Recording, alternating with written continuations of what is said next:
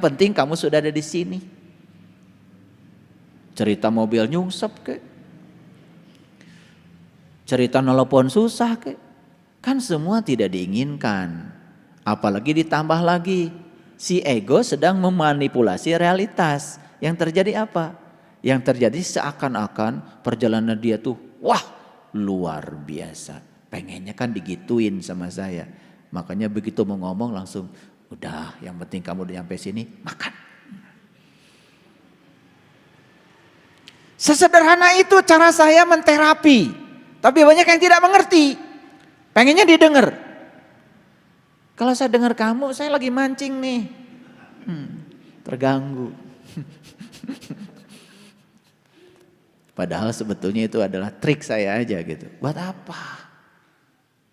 Makanya kita kalau tanya orang datang, jam sabaraha tadi itu. Nah, ditanya jam sabaraha. Mau menggambarkan apa? Mau menggambarkan, perjalanannya luar biasa begitu? Gak usah. Yang penting sekarang sudah ada di sini, silahkan makan. Gitu aja. Kan begitu makan, lupakan semua yang tadi. Kan itu jadi doa. Kan yang diinginkan makan, kenapa yang diinginkan tidak langsung dilakukan? Malah cerita yang tidak diinginkan. Itulah ketika ego memanipulasi realitas. Hati-hati para sahabat. Ini saya ngomong agak dalam sebelum masuk ke sini. Karena nanti gongnya di An-Naba ini. Ini ilmunya dijelaskan dulu. Jadi sebetulnya dari tadi itu, ya, untuk menuju kedamaian itu kita menciptakan hambatan sendiri. Dan hambatan yang kita bangun itu adalah kenegatifan. Dan kenegatifan itu kemudian memicu segala substansi kemudian emosi dalam diri. Lalu substansi kemudian emosi dalam diri tubuhnya membesar karena dikasih nutrisi oleh kita. Lalu hal kecil pun menjadi kelihatan besar. Lalu kenegatifan bangkit menjadi lebih hebat lagi. Berikutnya tak terasa tuh si ego terus memanipulasi realitas. Jadi seakan-akan masalahnya besar banget gitu. Bagaimana kita mau memandang masalah besar menjadi kecil kalau kita masih memiliki watak semacam itu. Lalu yang paling berbahaya adalah kemunculan segala hal yang diinginkan dalam hidup menjadi sirna. Yang muncul apa? Segala hal yang tidak diinginkan dalam hidup. Kalau ketemu saya jangan cerita gak punya uang. Cerita punya uang. Itu. Walaupun duitnya can ayah gak apa-apa. Cerita yang diinginkan aja. Ya itu. Makanya kenapa saya tidak pernah mau fokus pada orang yang mengeluh. Karena saya kasihan. Dia tidak sadar sebetulnya keluhan itu sedang menghambat kemunculan segala hal yang dia ingin. Itu. Paham ya? Gitu. Sok atuh mulai dari sekarang. Eureun ngomong anu teu dipikahayang teh. Hayo diobrolkeun. Kegagalan, masa lalu.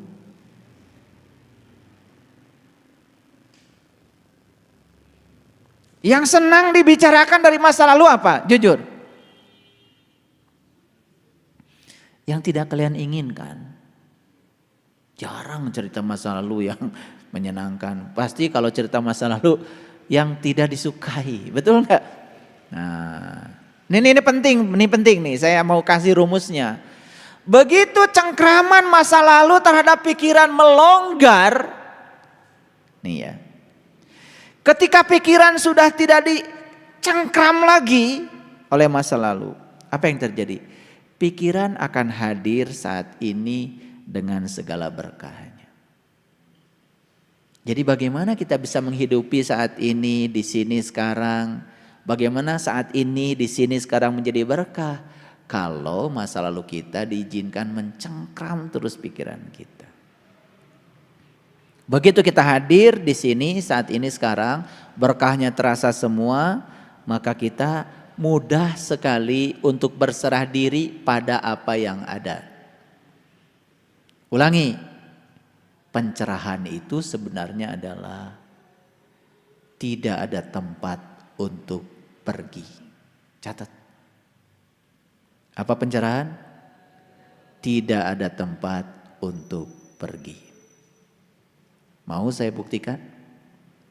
Begitu kita menolak apa yang ada saat ini, dan kita seakan-akan menghindar dari situ, besok yang sama akan datang lagi.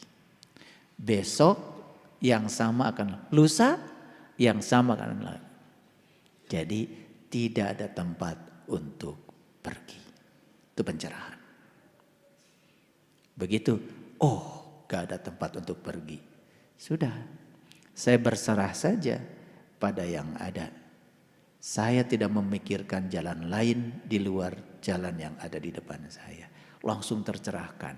Itulah sumbernya kedamaian. Begitu kita sudah berserah diri pada yang ada, mulai kita bisa melihat dunia keberadaan di sekitar kita menjadi terbuka. Begitu kita sudah bisa melihat dunia keberadaan yang sudah terbuka, keheningan mendalam dalam diri akan muncul. Akan muncul keheningan yang mendalam. Dan kita tidak tahu kenapa, dari mana keheningan itu. Pokoknya hening aja, keheningan itu akan muncul. Begitu keheningan sudah muncul, rasa damai mulai terbit. Begitu rasa damai terbit dari dalam, sukacita yang besar muncul. Begitu sukacita besar yang muncul dari dalam, kasih dalam diri muncul. Begitu kasih sudah muncul, kita akan melihat yang kudus, yang tak terbatas. Itulah Dia dalam diri kita. Maka kita akan melihat kemanapun kita memalingkan wajah, yang kita lihat cuma Dia saja. Keren gak kalau begitu? Keren gak kalau hidup kayak gitu? Iya, ayo keren jadi. Udah ngaji dengan saya, enggak keren-keren. COVID itu frekuensinya sudah diukur. Ya. Makanya segala sesuatu kalau dilihat dari sisi energi, frekuensi dan vibrasi, semua itu menjadi jelas. COVID itu ternyata energi. Walaupun kelihatannya materi, virus, tetapi aslinya energi sebetulnya. Itu bisa diukur tuh, ilmuwan sudah ngukur tuh. COVID itu ternyata frekuensinya itu 5,5 Hz sampai 25,5 Hz. Itu rentang frekuensinya COVID itu. Omikron semacam itu 5,5 Hz sampai 25,5 Hz. Gimana caranya? Kalau kita tidak mau terkena COVID, jangan bermain di frekuensi itu.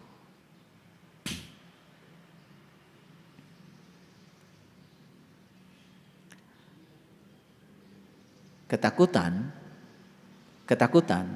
itu frekuensinya di 5,5 sampai 25,5 Hz.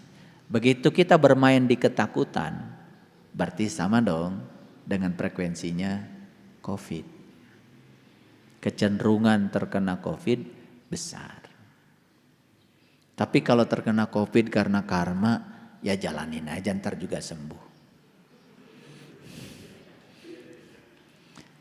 Tetapi kalau terkena COVID karena kita memang bermain di frekuensi itu, ini benar, ini fisika, ini sains. Ketakutan itu frekuensinya tumpang tindih dengan frekuensinya COVID. Di 5,5 sampai 25,5 Hz ketakutan. Fobia, rasa takut yang berlebihan terhadap sesuatu, itu di frekuensi itu juga. Curiga, suami di rumah curiga, di luar rumah curiga, kena COVID pasti.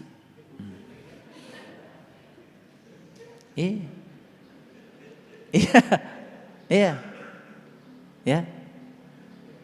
Suami main HP, nunduk sedikit, curiga, tengadah, curiga, tidur-tiduran, curiga, gimana gitu. Itu pasti dekat dengan COVID karena frekuensinya 5,5 sama 25,5. Cemas. Ini saya mau tunjukkan ya. Frekuensi kita, anatomi emosi kita yang frekuensinya sama dengan frekuensi COVID itu. Stres,